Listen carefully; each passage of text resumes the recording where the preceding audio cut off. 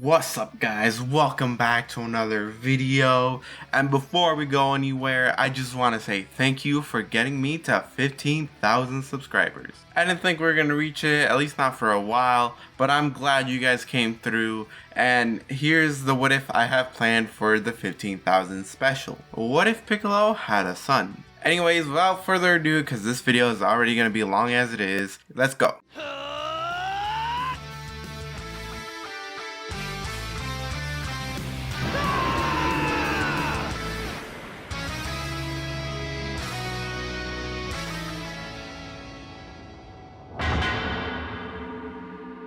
A few weeks before the arrival of Raditz, Piccolo comes to a heavy realization. If he were to try and take over the world, he'd have a hard time taking on Goku. It'd be even harder if those friends of him jumped in. Maybe if he had someone to help him deal with him. Maybe if he had another demon with him, they could take over the world. He then remembers that he himself was born from an egg that his father spit out. So after a few attempts of trying to throw up an egg, he finally actually manages to throw one up. And like the good father he is, Piccolo makes sure to watch over the egg, as he wants to make sure that it hatches and doesn't get eaten by like a T-Rex or something. Unlike Piccolo Jr. and his brothers, this egg takes a while to hatch. But when the egg finally does hatch, Piccolo goes down to meet him. He makes sure that his child knows who's the boss here. Piccolo explains to him that their mission is to kill Son Goku and take over the planet. After this, he leaves them because he wants to make sure that this child can survive on his own, because if he can't, there's no point in wasting time with him. By the way, I will be calling the child Drum, since all of Piccolo's family are named after instruments with the exception of Kami, and a reference to Piccolo's brother. After a few weeks of watching over Drum from afar, Raditz finally arrives. For the most part, the Raditz saga stays the same, as Drum is just far away from the action. Plus, I'm pretty sure Piccolo would want to keep him away just in case he dies, and Drum will eventually avenge him and take over the planet. So, much like in canon, Goku sacrifices himself to defeat Raditz, and Piccolo kidnaps Gohan after learning that 2 more Saiyans are coming to Earth. He brings Gohan to where Drum is and wakes him up by nearly drowning him. He explains to Gohan what happened to Goku and then tells him that he'll have to train to defeat the Saiyans that are coming. He continues to explain that the first part of their training is to survive. If they're still alive in 6 months when he gets back, he'll teach them how to fight. And just like in canon, Piccolo leaves them alone, causing Gohan to cry. A few moments later, Drum begins looking around for a bit, and he decides to pick Gohan up and place him on top of a rock. Drum then says he's leaving because he finds Gohan's crying annoying. While Gohan cries on top of the rock because he's alone, a T-Rex walks up behind him and tries to eat him. Thankfully, Gohan's fast enough to react and starts running away from the T-Rex, who's chasing him down. Unfortunately for Gohan, he ends up tripping on a rock. And as the T-Rex goes in for the bite, it gets kicked in the neck by Drum so hard it kills the T-Rex. He turns to Gohan and tells him that he makes great bait. Thanks to him, they can now eat well tonight. So they set up a campfire and begin to cook the dinosaur. As they eat, Gohan tries to get him to open up. However, Drum just gives him the cold shoulder. The most Gohan gets out of him is that Drum says he doesn't need to eat, but he enjoys meat too much not to eat it. Because remember, Namekians can pretty much just survive on water, they really don't need to eat. Much like in canon, later that night, Gohan wakes up to pee and looks up at the moon, turning him into the Great Ape. Drum tries to get Gohan to calm down, but it's soon made apparent that doesn't work, so he tries to fight him. This too is a no-go, as Monkey Gohan is too strong and Drum just gets swatted away. After Drum gets swatted away, Piccolo remembers Raditz saying something that the moon transforms him, so he blows up the moon. After Gohan returns to normal, Piccolo tells Drum that to revert him back to normal, you gotta take out the moon or remove the tail. From here, things start to line up with canon, as if for the most part, it's just these two surviving. Over the course of a few weeks, they do grow a little bit closer, but Drum is still very cold and distant towards Gohan. There is one thing from the filler I do want to add in, and that thing is the group of orphans that Gohan runs into. As a few weeks after the whole Great Ape thing, Gohan begins planning on finding a way to go home. Gohan asks Drum if he wants to come along, and Drum does actually join his quest to return home, simply due to sheer boredom. So the two begin a very long quest in search for Chi-Chi. The entire trip there, Gohan is just pretty much talking about how much he loves his mom and dad. This does upset Drum a bit, as his parent is nothing like Gohan's parents, as Goku and Chi-Chi seem more caring than Piccolo. After a couple of months of traveling, their journey almost comes to an end as they run into the group of orphans. The beginning of this pretty much plays out the same, as Gohan and Drum run into the orphans, and Gohan takes a liking to them, so he decides to stay with them for a bit. Eventually, the social workers show up and try to take the kids to a better place. Unlike Gohan or Piccolo, Drum ends up killing two of the social workers with a finger blast, which just shocks all the orphans. After the other social workers leave, Piccolo gets pretty angry at Drum for killing those two. Even though he too hates the social workers, he didn't need to kill them. Drum replies, "They tried to attack me. They deserve to die." Piccolo just punches him in the face, but Drum doesn't even budge. He just flicks Piccolo away. Drum then approaches him with a blast forming on his fingertip, but before he can fire the blast, Gohan steps in between them. Gohan tries to calm everybody down, but Drum just angrily says that this isn't worth his time, so he just leaves. I mean, he stays close by, but not close enough to get spotted. Because of this, the episode plays out somewhat similarly. However, the kids are a bit more hesitant to become friends with Gohan, since he is friends with the killer. Eventually, when the social workers show up, Piccolo and Gohan abandon the group of orphans. Because Piccolo sees that if they get taken by the social workers, they'll get adopted, meaning that they'll have a better life than they currently have. The difference here is that Piccolo, instead of leaving, wants to join Gohan and learn these weird finger blasts that Drum used. Surely Gohan knows how to do it. He can teach him how to do it, right? Although Gohan is hesitant to say yes, he would like the company since Drum isn't much of a talker. With Drum trailing them not too far behind, they eventually reach Gohan's house. Piccolo tells him to go ahead as he'll wait outside while he reunites with his family. Gohan nods and begins to run towards his house. He's super excited, he's finally get to see his mom after all this time. He's no longer need to live in the wilderness, fight dinosaurs for food, and train to defeat the Saiyans. However, as Gohan takes his final few steps, he realizes something. If he's not there to help defeat the Saiyans, then his mom, those orphans, his friends, everybody on Earth will die. His eyes begin to tear up and he bolts in the opposite direction of his house, passing by Drum and Piccolo. Gohan just keeps running until he can't anymore, and shortly after, Piccolo alongside Drum catch up with him. Piccolo, simply confused, asks why'd he just bolt off like that? His house is right there. Before he can answer, Piccolo interrupts him, asking Gohan what his mission is. Gohan wipes his tears and confidently says to defeat the Saiyans and save the Earth. After this, Piccolo gives Piccolo a small test of his abilities. He finds him not to be super impressive, but he has potential, so he agrees to train him with the other two, because they could use the extra help, plus they'll need some fodder to use against the Saiyans. This will also serve to give everybody a bigger boost in power, as Gohan has two more people he's gotta compete with and overcome. As Gohan's newfound determination to beat the Saiyan rubs off on everybody, meaning that they all trained really hard together.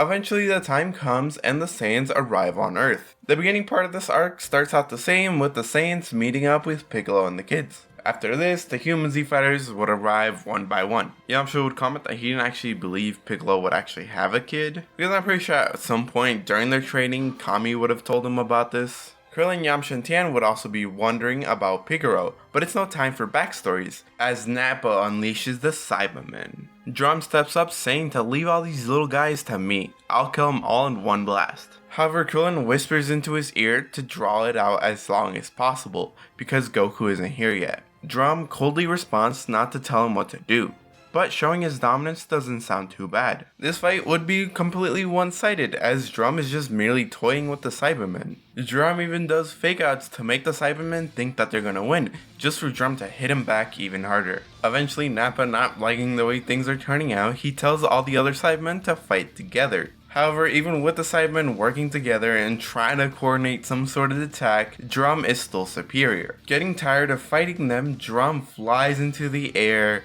and just begins to rain Ki Blast on all the Cybermen, meaning he pretty much just kills all the Cybermen at the same time. When he lands back on the ground, everybody praises him for being able to take out all the Cybermen at once. And because all the Cybermen are dead, this means Yamcha gets to live. For now, with the Cybermen taken care of, Nappa steps up, saying I'll deal with them myself. After a bit of powering up, he chooses his target, that being Tien. However, before he can hit him with a punch that would cut off Tien's arm and cannon, Piccolo steps in, grabbing his arm and stopping the attack. Piccolo, still holding Nappa's arm, tells him that as much as he hates to admit it, he's gonna need this human for later, so he can't kill him just yet. He then kicks Nappa away. Piccolo and Nappa would then begin their fight, which would be the complete opposite of their canon counterparts, as Piccolo is just absolutely wrecking Nappa. Nappa tries his best to land big punches on Piccolo, but Piccolo's a pretty smart fighter, so he doesn't allow this. He even tries throwing that Bomber DX at Piccolo, to which he just moves out of the way.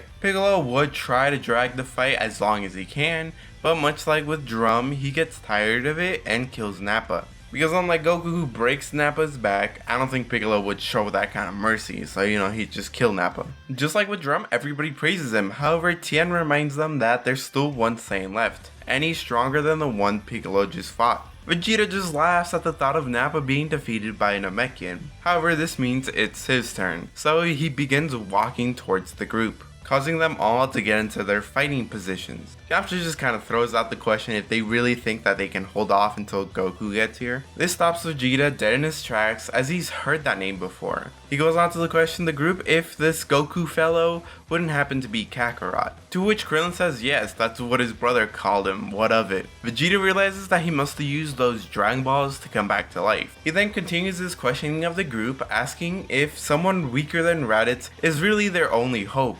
Everybody except Piccolo and Jump say yes, he'll come back stronger and he'll beat Vegeta up. This amuses Vegeta, so he tells him that he'll grant them 3 more hours of life, as he'll wait for Kakarot to show up. But if he doesn't, he'll kill them all. 3 hours eventually pass by, and Goku is a no-show like in canon, meaning it's Vegeta's turn to play. With a smirk on his face, Vegeta appears in the middle of the group and blasts a hole through Yamcha's chest. He then releases a ton of power that sends everybody flying into nearby boulders. Once they get up, Piccolo, Tien, and Krillin try rushing Vegeta, but that doesn't work as the Saiyan simply dodges all their attacks and sends them right back from where they came from. While it looks like none of the Z fighters managed to touch Vegeta, one does. And it's Chaozu. He managed to sneak up behind him and land on his back. He tries to blow himself up. Unfortunately, we all know how that went against Nappa,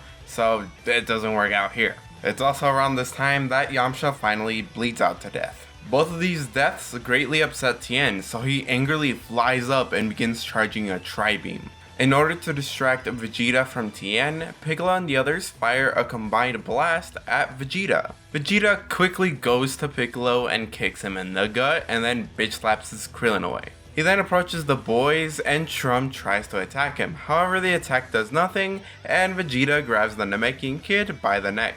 Vegeta begins choking the young Namekian. The other 2 boys try to attack him to no avail. What does save the young boy is a Destructo Disc that nearly cuts off the Saiyan's arm. Thankfully, Vegeta just barely moved it in time. This allows Piccolo to stretch his arm out and pull the boys away as Tien unleashes his Tri-Beam. This creates a massive crater in the ground, however Vegeta just rises out of the crater casually like Cell did. This Tri-Beam has the unfortunate effect of killing Tien as he put everything he had into this blast. Vegeta tells him as he's watching Tien's body fall that blast kinda tickled. However, he's kinda getting bored of fighting, and Kakarot's a no-show, so what's the point? I'ma go get my wish. After killing you, of course. In one final attempt, Krillin and Piccolo try to do an all-out attack on Vegeta. But it doesn't work as Vegeta just uppercuts Krillin and then sticks his fingers out and blows up Krillin on the spot, saying that those are some dirty fireworks. He then grabs Piccolo by the foot and sends him flying upwards before unleashing his Galaxy Breaker, which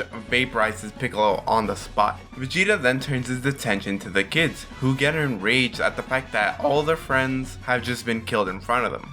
Gohan, Drum, and Piccolo get a rage boost and fire a combined Masenko at Vegeta, who uses one of his hands to try and block the attack. And the blast is strong enough to push him back a bit, but it's nothing he can't handle so. After the boys run out of energy, Vegeta says that they're impressive for a couple of brats. It's a shame they'll have to die. He throws what seems like a fireball at them, but just before it can hit him, it gets deflected. Goku has finally arrived to save the day, and oh boy is he mad. Goku tells the kids to get away, as he'll deal with Vegeta while they escape. Both Gohan and Piccolo are more than happy to, however Drum doesn't want to run away from the fight. This man did just kill his dad, so he wants to stay and get revenge. Goku gives him that death look he gave Frieza and yells at him to leave before he gets killed. Drum, feeling Goku's seriousness and with the other two talking him into it, they leave. With them leaving, Goku goes on to fight Vegeta, which largely stays like in canon. However, Goku fights with more anger in his heart. Like in the original timeline, once Vegeta becomes a great ape, Goku gets his shit rocked and requires everybody to come back to his rescue. As Vegeta is crushing Goku, the kids land nearby and run into Yajirobe, who asks what's up with the big monkey. Drum almost entirely ignores him and remembers what Piccolo told him a year ago. In order to turn him back to normal, destroy the moon or remove the tail. However, Piccolo destroyed the moon a year ago, so they're gonna have to remove the tail. After a moment of thinking, Piccolo tells Gohan and Drum to distract Vegeta, as he's got a plan. So Gohan gets in front of Vegeta and tells him to let go of his daddy. Vegeta just straight up tells him no, and then Drum comes up from behind Gohan and tries to send a blast at Vegeta's eye. Vegeta just simply moves his head out of the way, asking if they really thought that was gonna work. As he begins to gloat about his victory and their incoming death, he feels a sharp pain on his backside. As Piccolo stole Yajirobe's sword and used the opportunity to cut Vegeta's tail off. He basically stole his role here. After reverting back to normal, a furious Vegeta decides that Gohan will be the first to die, as he wants Kakarot to know he couldn't save his own son. So Vegeta begins to beat up Gohan, making sure he enjoys every second of it. Piccolo and Drum try to come to his rescue, however Vegeta roundhouse kicks Drum into a pile of rocks. Piccolo manages to slice Vegeta's back, however he just gets bitch slapped away. Seeing his friends get hurt, Gohan gets enraged, and this allows him to fight evenly with the damaged Vegeta for a bit. Meanwhile, Goku is calling out to Drum to come over to him. The injured Namekian child does make it to Goku, who tells him to throw his spirit bomb for him. Drum is very unsure of himself, as he doesn't know if he'll be able to do it. Goku simply tells him he's the only one who can do it right now, plus if he doesn't, everybody will die. Drum quickly looks around, seeing that Piccolo is out cold, Gohan is fighting for his life against Vegeta, and Yajirobe's being a little scaredy cat. So Drum agrees to throw it and grabs Goku's hand. The amount of ki shocks Drum, as he's never held this much ki before. After turning it into a sphere, he waits for the perfect moment. Thanks to Drum being stronger than Krillin, he's able to see the fight a little bit clearer. So when he throws the spirit bomb, Vegeta's unable to dodge it. After Vegeta's body falls down, it's revealed that he's just barely alive. He then goes to Drum and breaks his arm, just to make sure that he won't throw another one of those again. After that, he states that he's gonna kill everybody. After failing to do that, things follow canon for the most part, as Gohan goes Great Ape and crushes Vegeta. The only thing that's different here is that Yajirobe takes up Krillin's role of threatening Vegeta's life. But like in canon, Goku would talk him out of this, meaning Vegeta escapes like normal.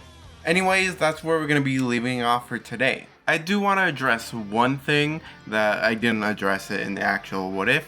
The reason that Drum doesn't die at the same time Piccolo dies is because they're not linked the same way Piccolo and Kami are. Because if you go back and watch Dragon Ball, whenever Tambourine or Drum, the actual canon Drum, is killed, King Piccolo isn't killed. I just wanted to address that because I know someone in the comments will be like, oh, why didn't Drum die when Piccolo died?